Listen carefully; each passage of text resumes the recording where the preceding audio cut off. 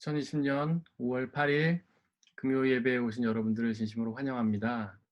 이 시간에 함께 기도하고 금요 집회를 시작하도록 하겠습니다. 사랑과 은혜의 하나님, 이 시간 우리에게 함께하여 주시고 우리가 드리는 이 예배 가운데 성령의 은혜로 함께하여 주시옵소서.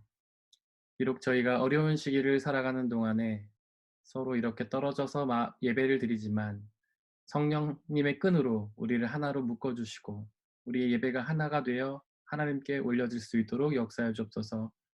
성령 하나님의 은혜가 이 시간 각자의 처소에서 예배를 드리는 모든 영혼들에게 함께해 주시기를 소망합니다. 감사하며 예수님의 이름으로 기도드렸습니다. 아멘. 우리 함께 찬양하도록 하겠습니다. 예수 우리 왕이여 찬양하겠습니다.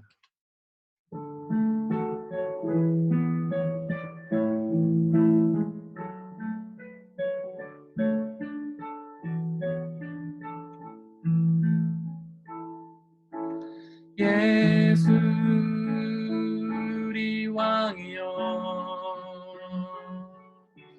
이곳에 오소서. 보좌로 주여 임하사 찬양을 받아 주소서. 주님을 찬양하오니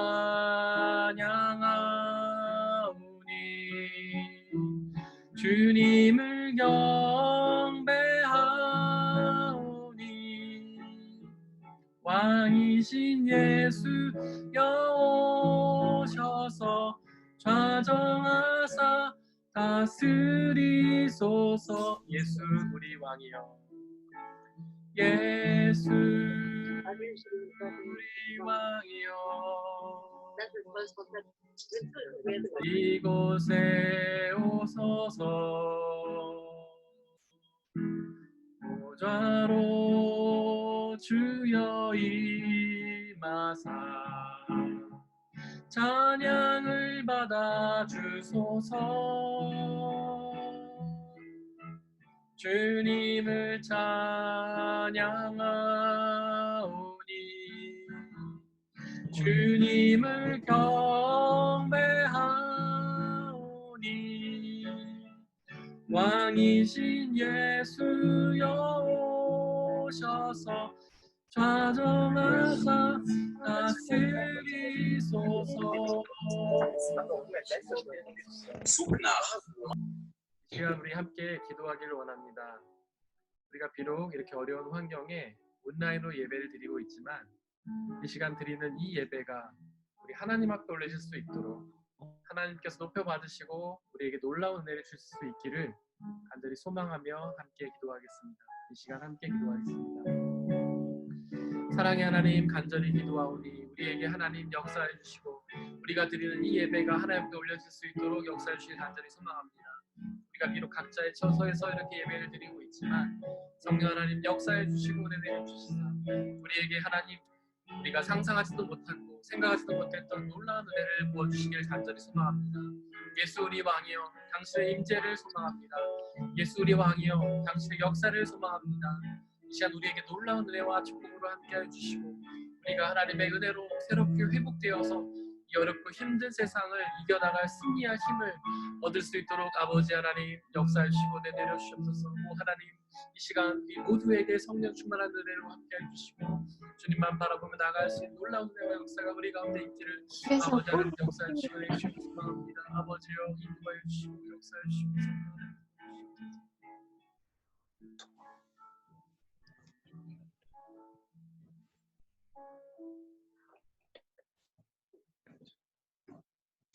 시간 믿음이 없이는 함께 찬양하겠습니다.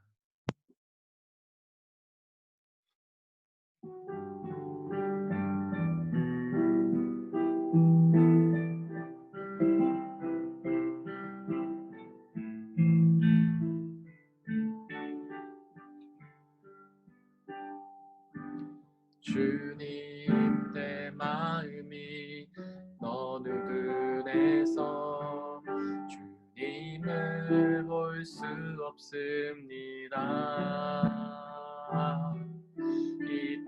땅에 속하여 이 땅만 보다가 주님 손을 놓쳤습니다. 나는 나그네로 왔는데 왜 주저앉게 되었나.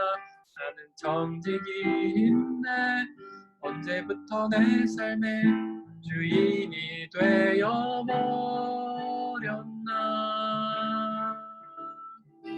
믿음이 없이는 기쁘시게 못하나니 오랜 수고도 다 헛될 뿐이라. 믿음이 없어서 무너진 삶의 모든 자리에 다시 주님을 기다립니다. 주님 제 마음이 너무 둔해서 주님을 볼 수 없습니다. 이 땅에 속하여 이 땅만 보다가 주님 손을 놓쳤습니다. 나는 나그네로 왔는데 왜 주저앉게 되었나. 나는 정직인데 언제부터 내 삶의 주인이 되어버렸나. 믿음이 없이는 기쁘시게 못하나니 오랜 수고도 다 헛될 뿐이라. 믿음이 없어서 무너진 삶의 모든 자리에 다시 주님을 기다림. 믿음이 없이는 기쁘시게 못하나니 주를 찾는 자 반드시 만나리. 믿음이 없어서 무너진 삶의 모든 자리에 다시 주님을 기다립니다. 주님 제 마음이 너무 둔해서 주님을 볼 수 없습니다. 이 땅에 속하여 이 땅만 보다가 주님 손을 놓쳤습니다. 나는 나그네로 왔는데 왜 주저앉게 되었나. 나는 정직인데 언제부터 내 삶의 주인이 되어버렸나. 믿음이 없이는 기쁘시게 못하나니 오랜 수고도 다 헛될 뿐이라. 믿음이 없어서 무너진 삶의 모든 자리에 다시 주님을 기다림. 믿음이 없이는 기쁘시게 못하나니 주를 찾는 자 반드시 만나리.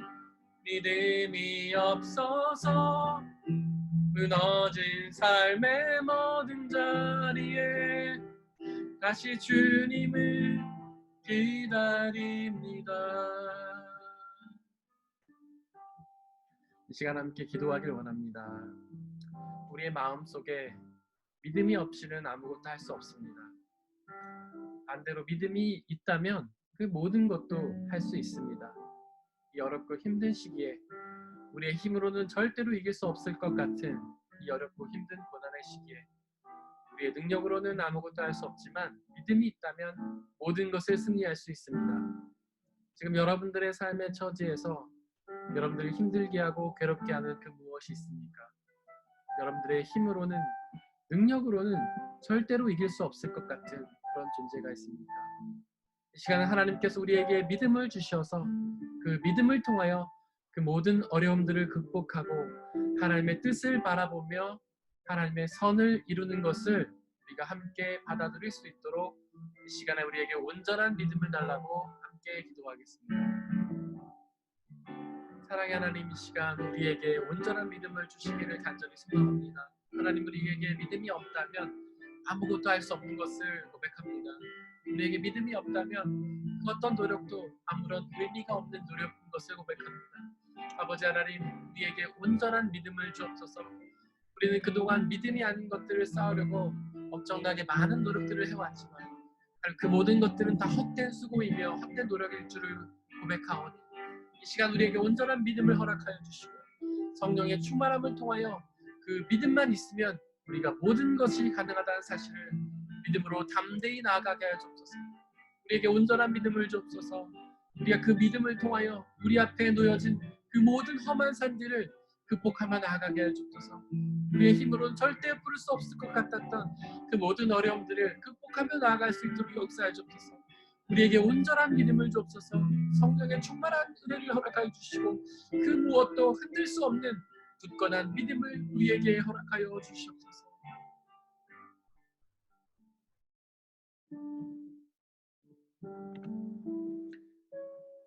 전능하신 나의 주 하나님 찬양하겠습니다.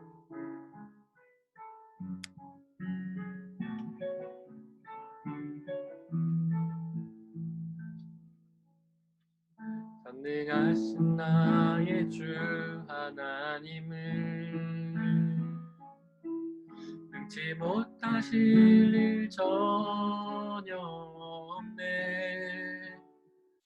우리의 모든 간구도 우리의 모든 생각도 우리의 모든 꿈과 모든 소망도 신실하신 나의 주 하나님을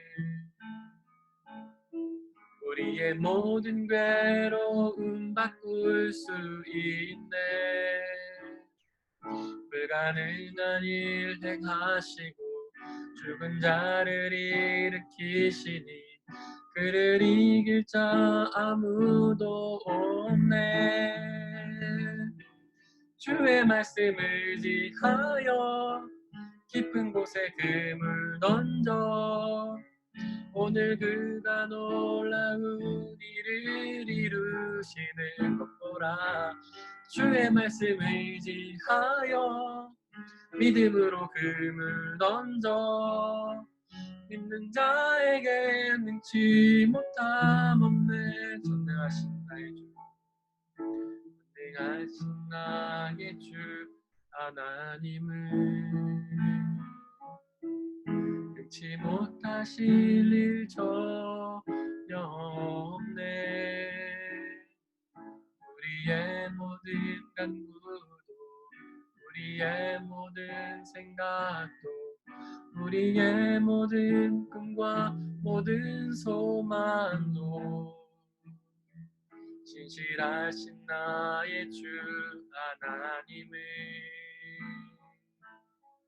우리의 모든 괴로움 바꿀 수 있네.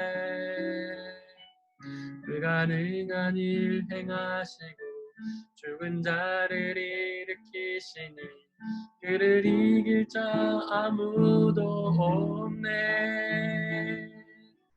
주의 말씀 의지하여 깊은 곳에 금을 던져 오늘 그가 놀라운 일을 이루시는 것 보라. 주의 말씀 의지하여 믿음으로 금을 던져 믿는 자에게 능치 못하.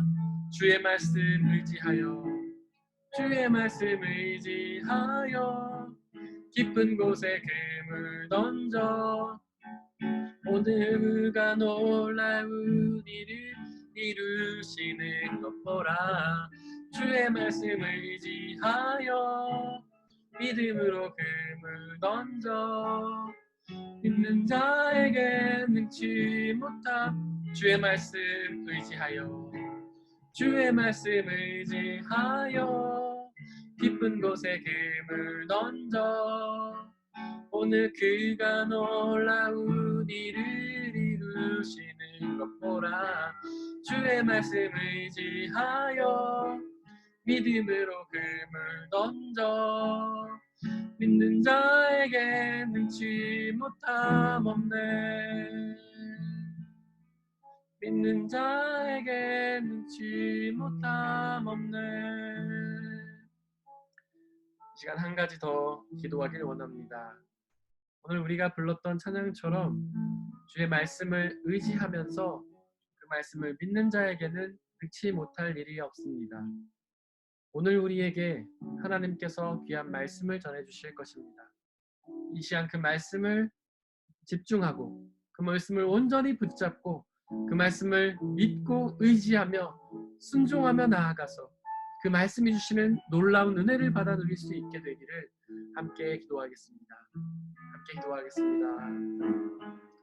하나님 아버지, 주님의 말씀만이 우리의 유일한 희망인 줄을 믿습니다. 아버지, 이 시간 우리에게 말씀하여 주시고 하나님의 말씀을 통하여 우리의 어리석음과 부족함과 연약함들을 깨닫고 주님의 말씀을 향해 나아갈 수 있는 귀하고 놀라운 은혜를 우리에게 허락하여 주시옵소서.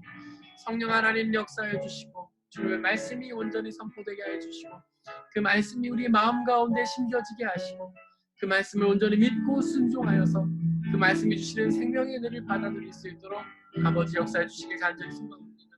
성령 하나님 이 시간 함께해 주시고 성령 하나님 이 시간 은혜를 더하여 주시고 우리가 하나님의 은혜와 능력을 통하여 온전히 하나님께 더 나아갈 수 있는 귀한 시간이 될 수 있도록 아버지 역사해 주옵소서. 주님의 말씀이 이 시간 우리의 심령과 골수를 쪼개며 그 말씀이 우리의 어리석음들을 지혜롭게 하며 그 말씀이 우리의 감춰진 눈을 열게 하며 그 말씀이 우리의 귀를 열어주셔서 이 어리석고 우둔한 우리가 이 험한 세상에서 승리하며 살아나갈 수 있도록 아버지 하나님 역사해 주시길 소망합니다.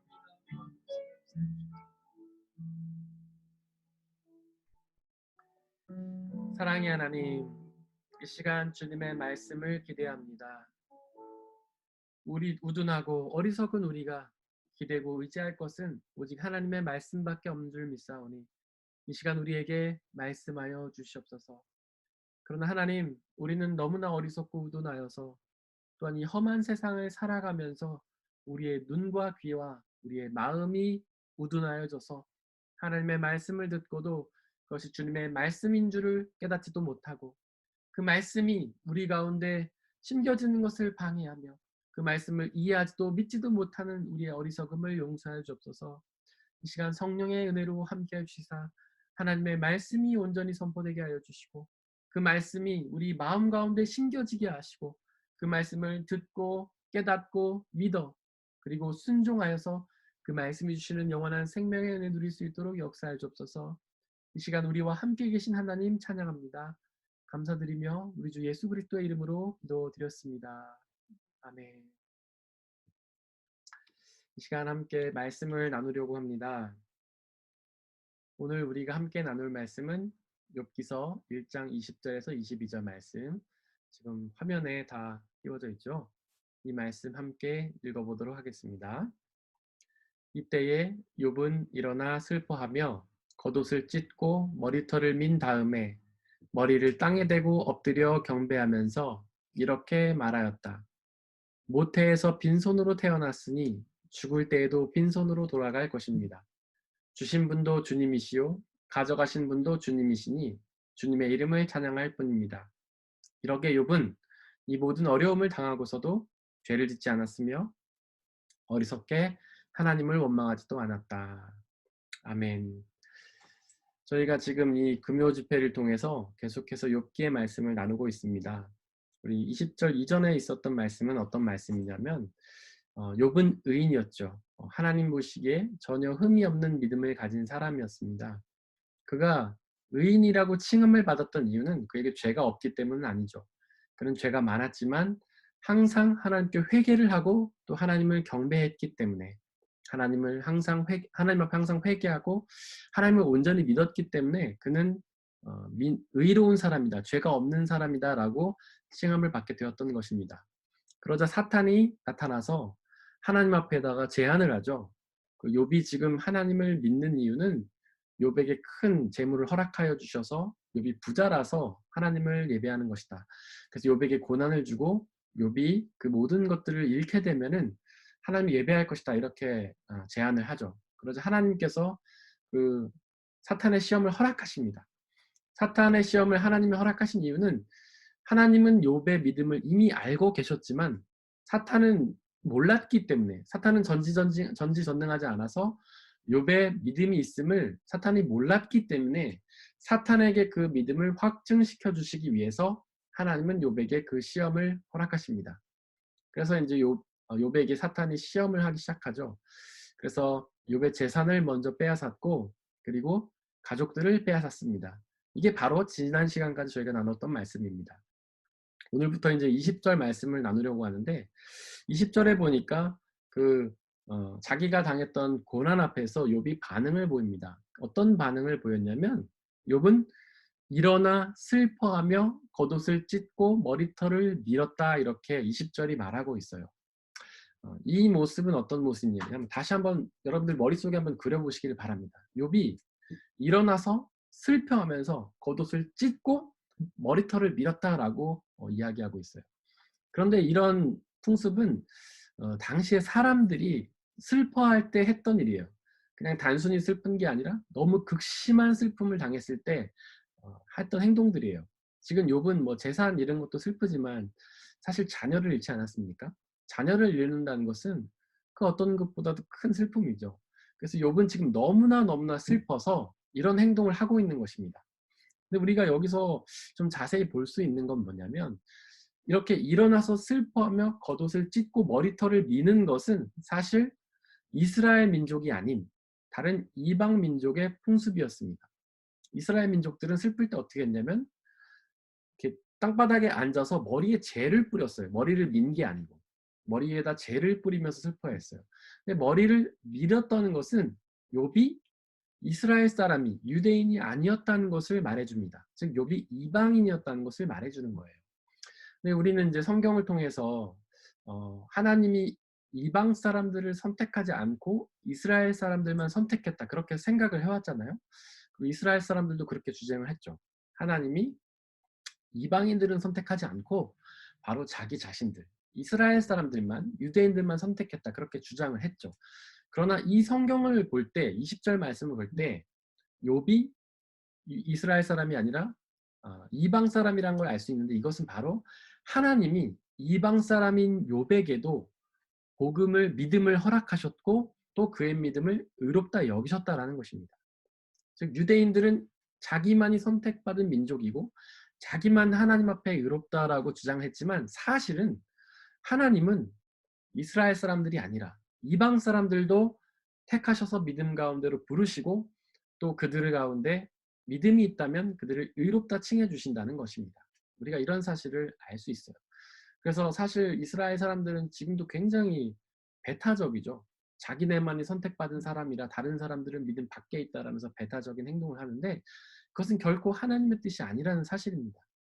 요즘 기독교인들 중에도 그런 사람들 있죠.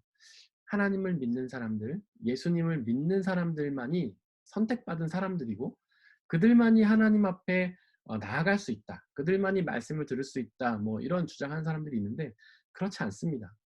복음은 그렇게 배타적인 것이 아니에요. 복음 그렇게 울타리를 치고 서로의 담을 쌓으면서 우리만 복음 안에 있고 너네는 복음 안에 없어라고 말하는 것이 복음이 아니에요. 성경의 가르침이 아닙니다.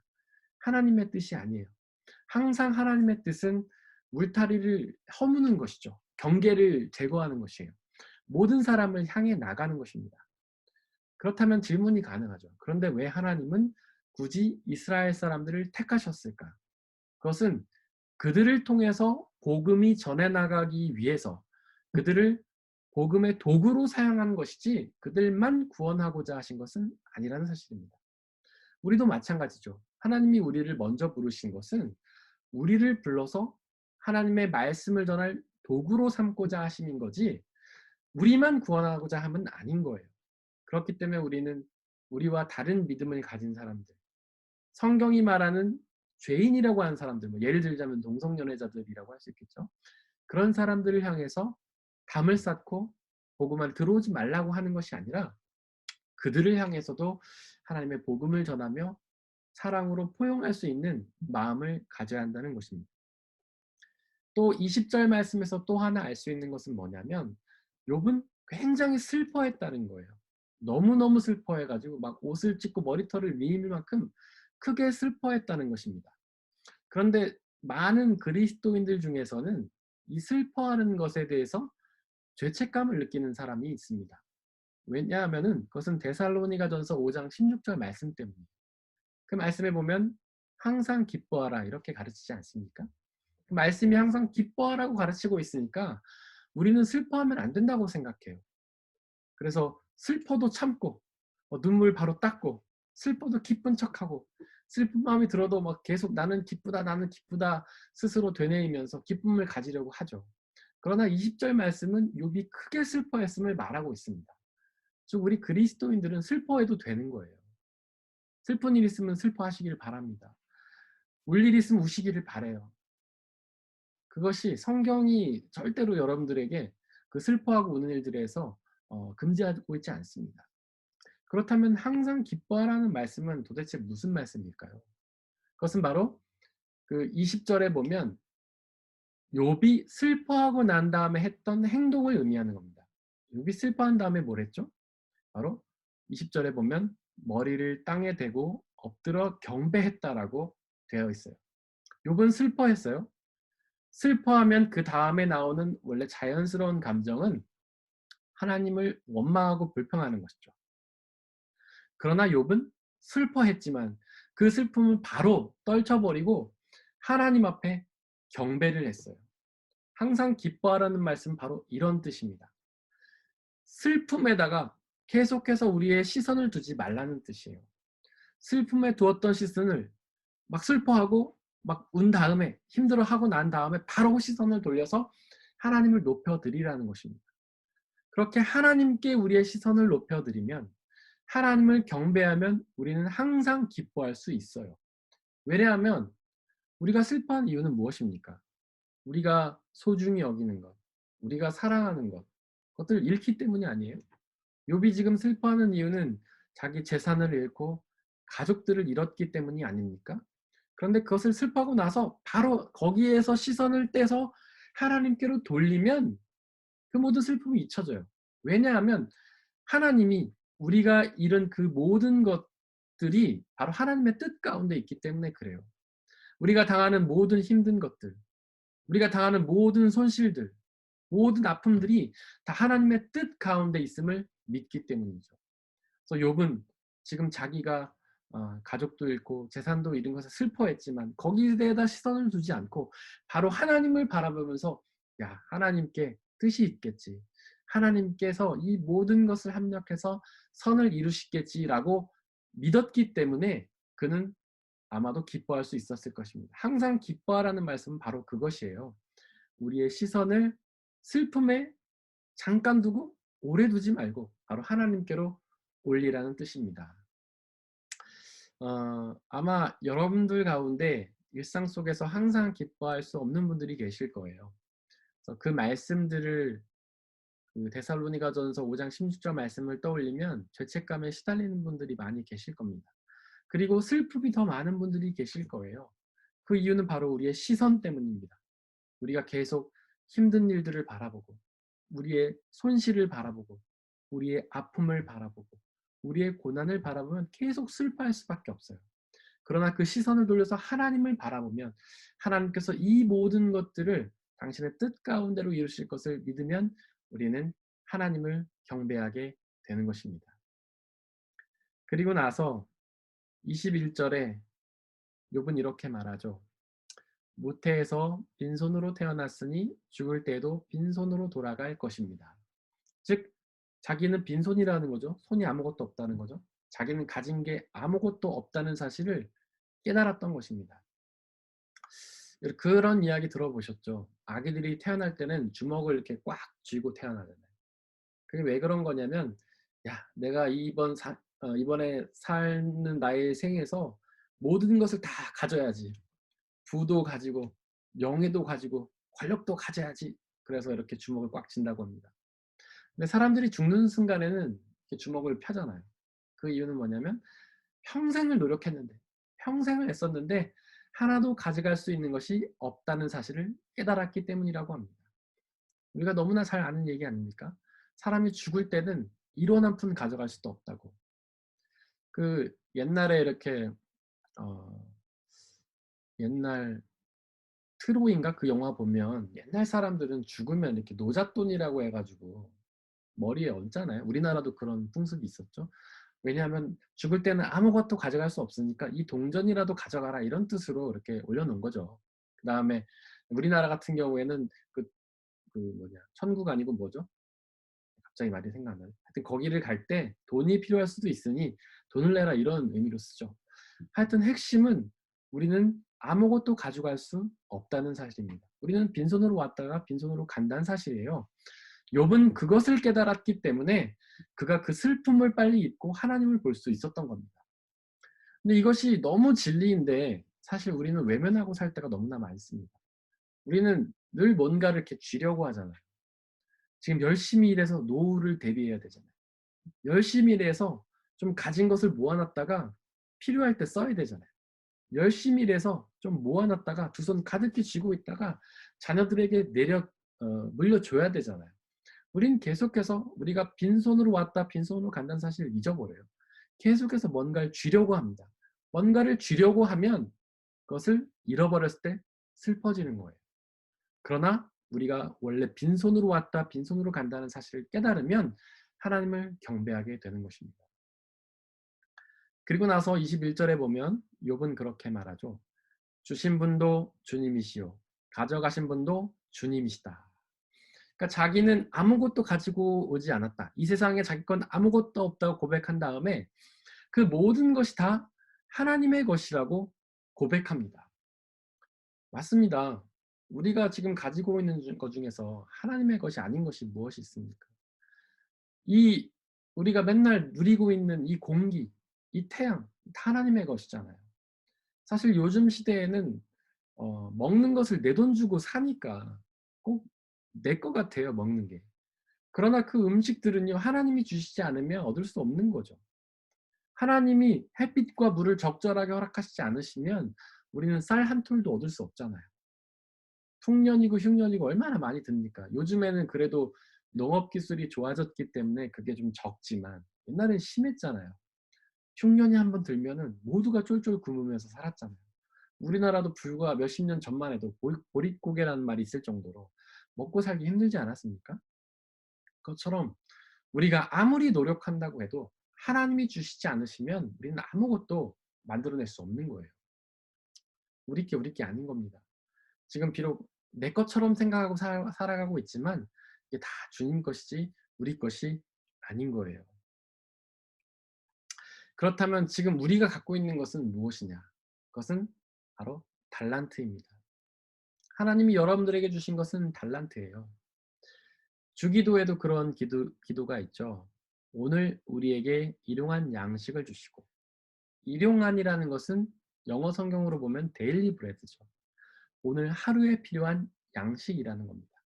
물론 그것이 일용한 양식이라고만 써 있지만 사실 꼭 양식만 의미하는 건 아니에요. 우리가 하루를 살아가는 데 필요한 모든 것을 의미합니다. 하루를 살아가는 데 필요한 양식뿐만 아니라 뭐 공간, 그다음에 해야 할 일들, 그다음에 여러 가지 우리가 쓰는 돈들 이런 것들 하루에 필요한 만큼 그것은 하나님이 우리에게 주시겠다고 약속하신 거예요. 바로 하나님이 우리에게 주시겠다고 약속하신 것은 하루에 필요한 양식입니다.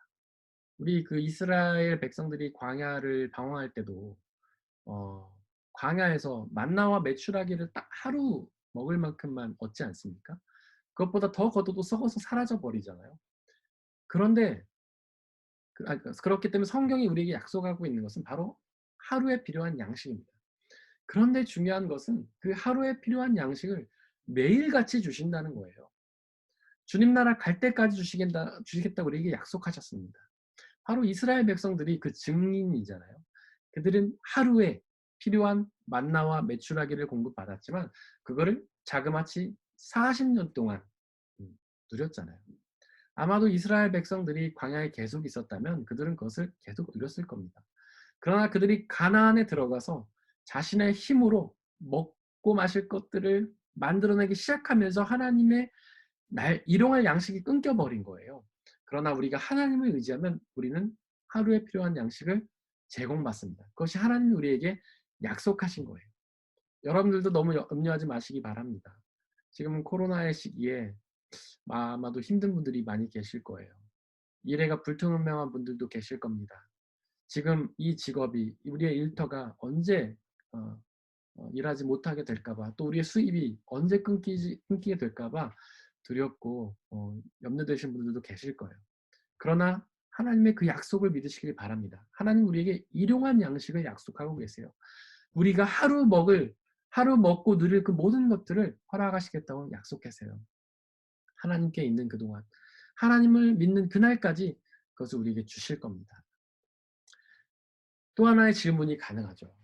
그런데 사실 우리에게는 하나님이 일용할 양식보다 더 많은 것들을 주셨잖아요. 지금 우리의 계좌에는 하루에 쓸 돈보다 더 많은 돈이 있잖아요. 지금 우리의 주변에 우리의 양식 창고에는 하루 먹을 쌀보다 더 많잖아요. 그럼 그건 무엇일까요? 그것은 바로 달란트입니다. 달란트. 성경에 달란트의 비유가 있죠. 다 아시죠? 그것이 무엇입니까? 하나님이 주인이 거기서는 이제 주인이라고 표현하지만 하나님이시죠. 자신의 종들을 불러다가 각 사람에게 5달란트, 3달란트, 1달란트 맡기시잖아요. 근데 그 달란트를 왜 맡기신 겁니까? 자기 잘 먹고 잘 살라고 맡긴 게 아니시잖아요. 바로 하나님을 위해서 일하라고 맡기신 거잖아요. 그것을 열심히 일해서 하나님께 영광을 돌리라고 우리에게 허락하신 거잖아요. 그러니까 우리에게 받은 것들, 그 중에서 일용할 양식보다 더 많은 것들, 우리가 하루 동안 먹고 마시고 누릴 것보다 더 많은 것들은 달란트예요. 그거는 나 자신을 위해 쓸 것이 아니라 바로 하나님을 위해 써야 됩니다. 하나님의 뜻을 실천하기 위해, 또한 이웃들에게 나누면서 하나님의 뜻인 이웃 사랑을 실천하기 위해 사용해야 하는 것입니다. 또한 이 고백은 우리는 빈손에서 와서 빈손으로 돌아갈 것이니 또한 주신 분도 주님이시오 가져가신 분도 주님이시라는 고백은 이 모든 것들을 하나님 마음대로 한다는 뜻이죠. 우리는 그저 주시면 받고 가져가시면 가져가시는 걸 할 뿐인 겁니다. 거기서 인간의 역할은 없어요. 우리가 주님 주세요 하고 한다고 주는 것도 아니고 우리가 가지려고 노력한다고 가질 수 있는 것도 아닙니다. 하나님이 주시면 우리가 받아 누리고 가져가시면 그냥 드리는 거예요. 즉 우리 삶의 주권이 하나님께 있다는 것입니다. 우리의 삶을 하나님께서 섭리하신다는 거예요. 우리가 할 수 있는 일은 전혀 없고 그저 하나님이 이끄시는 대로 따라갈 뿐이라는 겁니다. 둘 중 우리가 할 수 있는 선택은 딱 하나죠. 복음서에 보면 예수님이 우리에게 명령하셨습니다. 그 명령 딱 한 가지예요. 회개하라. 돌이키라는 것밖에 없습니다. 우리가 할 수 있는 일은 하나님을 향해 방향을 돌이키는 것뿐이에요. 우리는 뭔가를 얻기 위해 노력할 수도 없고 해봤자 얻을 수도 없고 하나님이 주시면 받고 가져가시면 가져가시는 거고 우리가 할 수 있는 일은 그저 하나님을 바라보느냐 하나님이 아닌 것을 바라보느냐 이 선택뿐인 겁니다. 그저 하나님께서 우리의 뜻을 주권을 가지시고 섭리해 가시면 우리가 그 섭리를 따라갈 것인지 따라가지 않을 것인지 그것만 선택할 수 있는 겁니다. 하나님이 주권을 가지시고 우리의 삶을 끌어가시면 그 주권을 따라갈 건지 따라가지 않을 건지 이것만 정할 수 있는 겁니다. 그러면은 그런 질문이 가능하죠. 하나님 왜 우리의 삶을 이렇게 창조하셔 놓고서 내 맘대로도 못하게 하시고 하나님 맘대로 하십니까? 이거 너무 비민주적이고 독재가 아닙니까? 맞습니다. 성경은 독재예요. 하나님은 독재십니다. 우리는 그 독재에 따라갈 뿐이에요. 성경에 보면 바울이 그런 비유를 하죠. 토기장이의 비유라는 걸 합니다.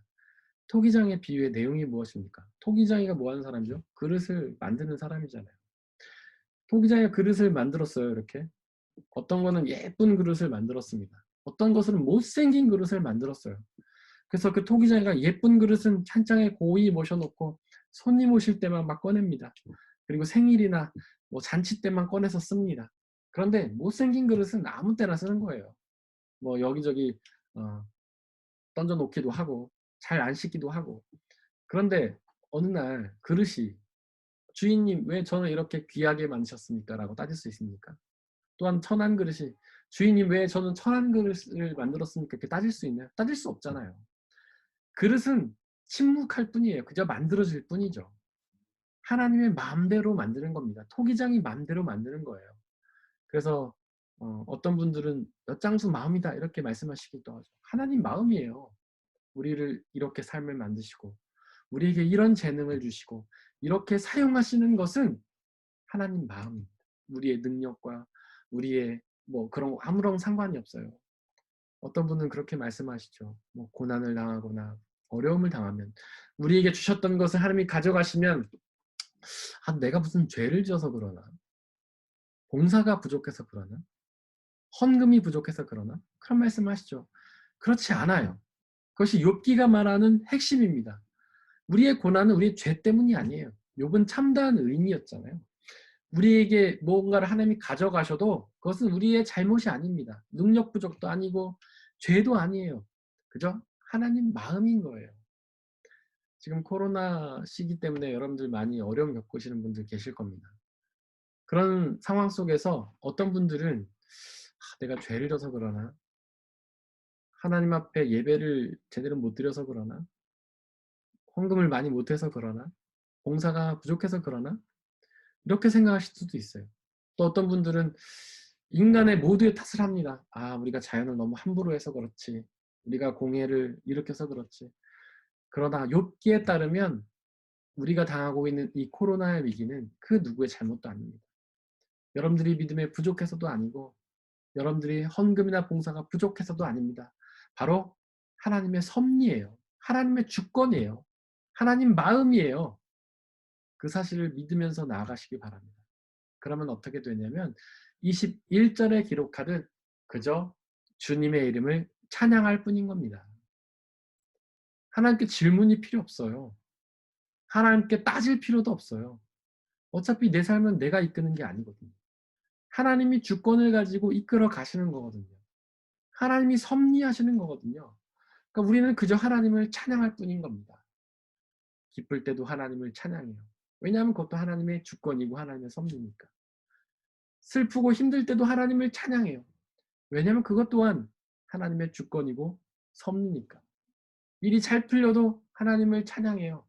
그것이 바로 하나님의 주권이고 섭리니까. 일이 잘 안 돼도 고난이 가득해도 하는 일마다 다 망쳐도 하나님을 찬양합니다.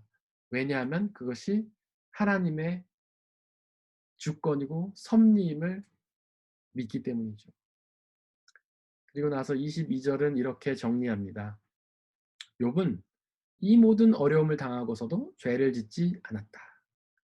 죄라는 것은 성경이 말하는 죄는 도덕적이며 윤리적인 잘못을 의미하는 것이 아니죠.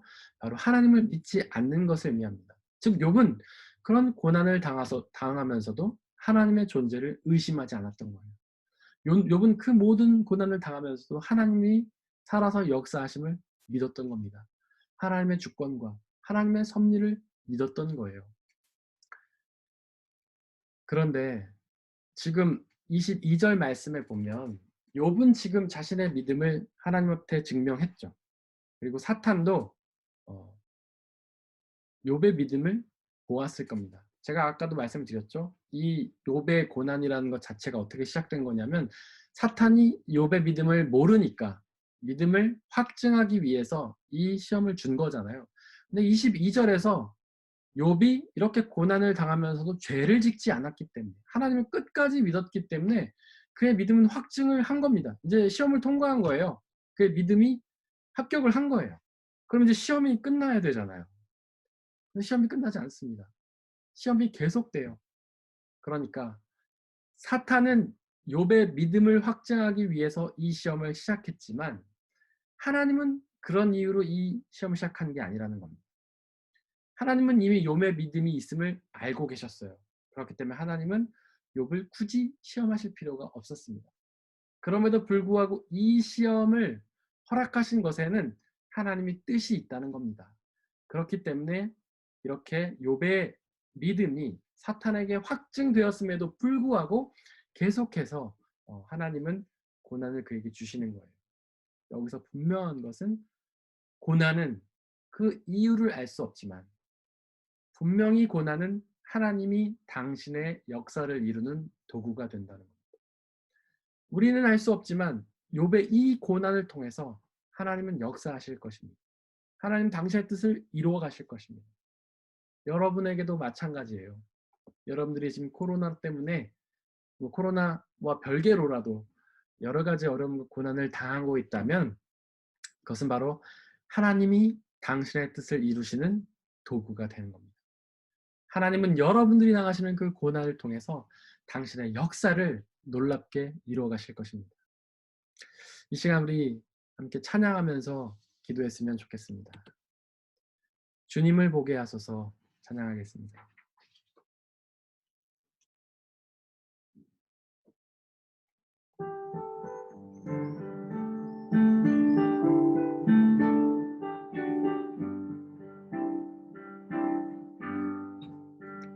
나의 주님께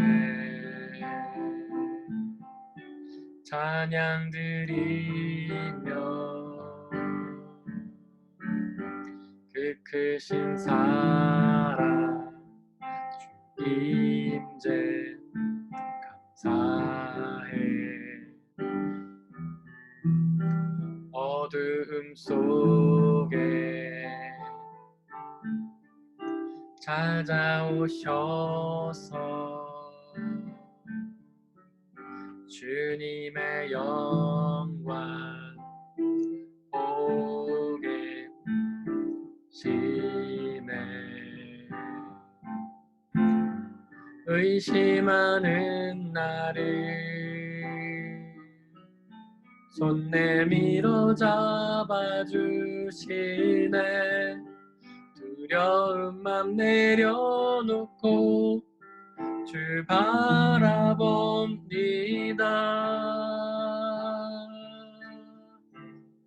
주님을 보게 하소서. 나를 붙드소서.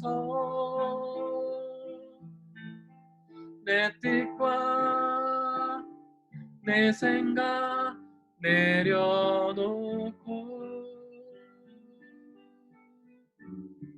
주님 앞에 나 엎드려 주의 음성 기다리니 나를 부르실 때 믿음으로 걸어가리. 나의 주님께 감사드립니다. 나의 주님께 찬양 드리며 그 크신 사랑 주님제 사해. 어둠 속에 찾아오셔서 주님의 영광 보게 하시네. 의심하는 나를 손 내밀어 잡아주시네. 두려움만 내려놓고 주 바라봅니다.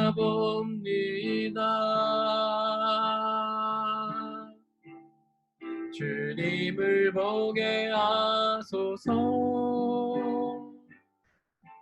나를 붙드소서. 내 뜻과 내 생각 내려놓고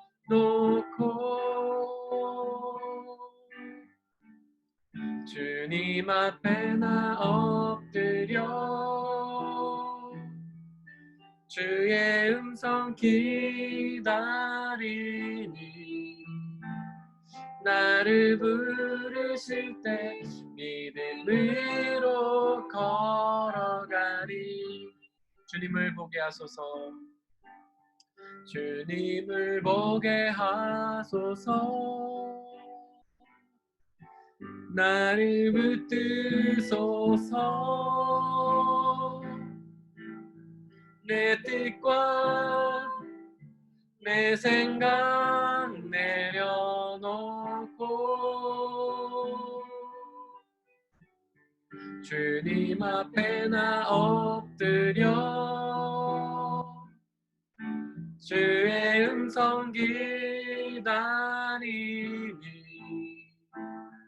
나를 부르실 때 믿음으로 걸어가리. 함께 기도하기를 원합니다.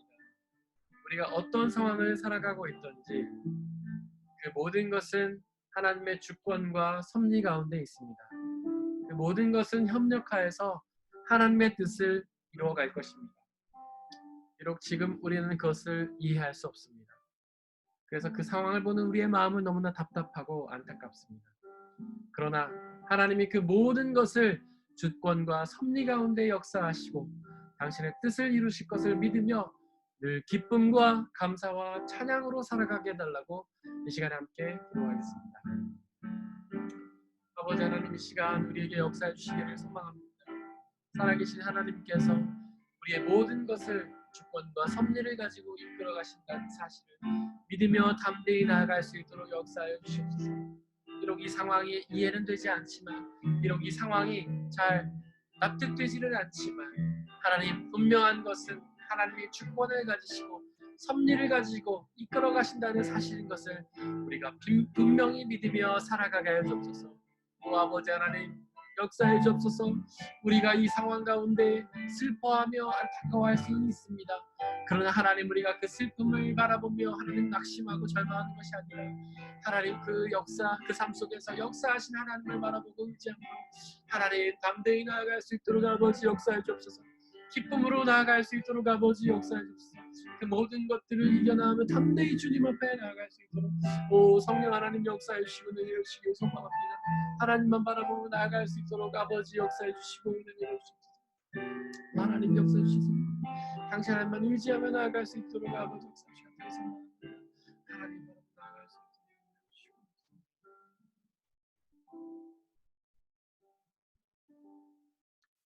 나의 만족과 유익을 위해 찬양하겠습니다.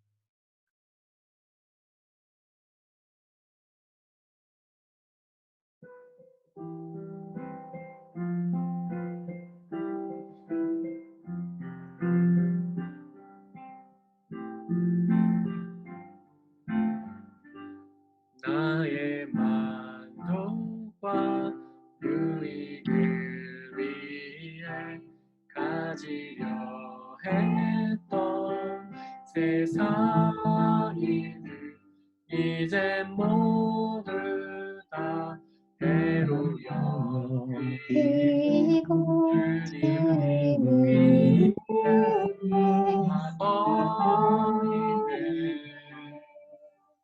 내 안에 가장 귀한 것 주님이라.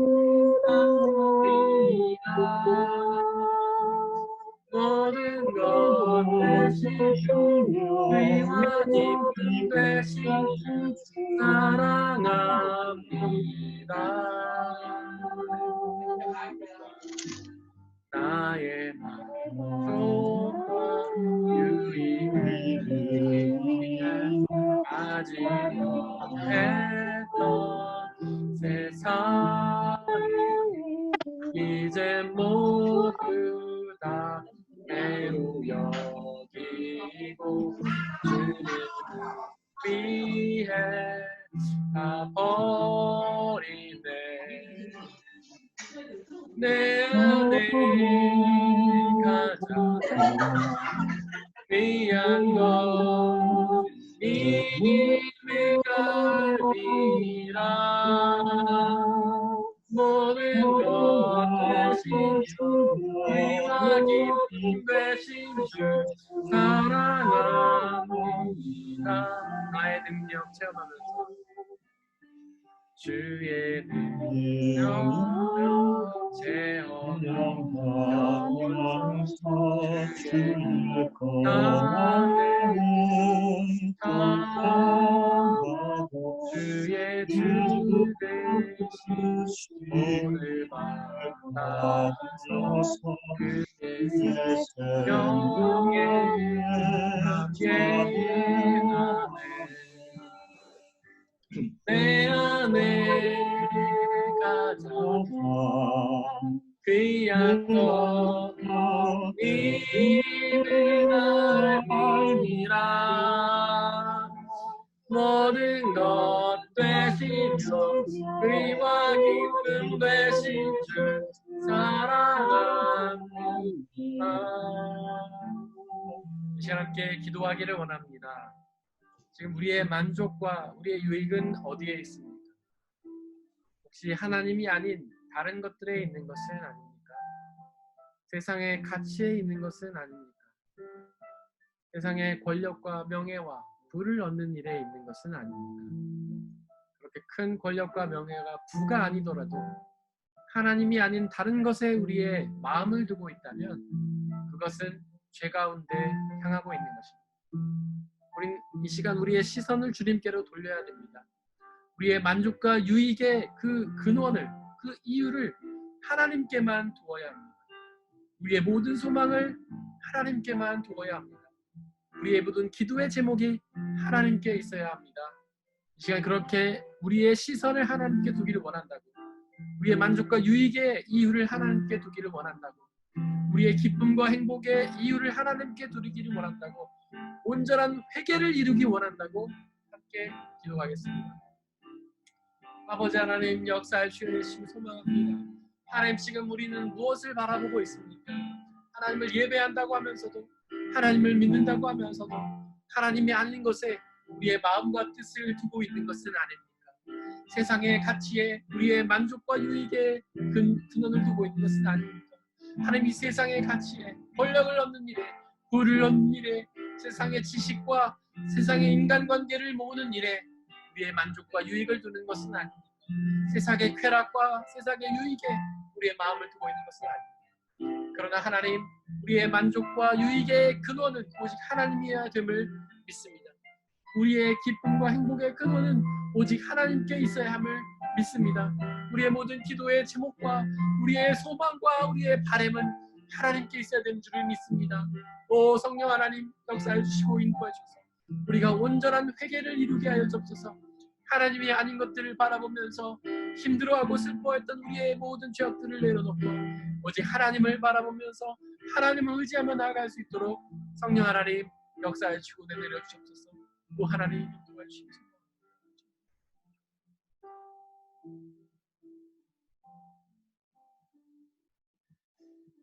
우리를 사랑하시는 아버지 하나님, 우리에게 생명을 주신 것에는 하나님의 뜻이 있는 줄을 믿습니다.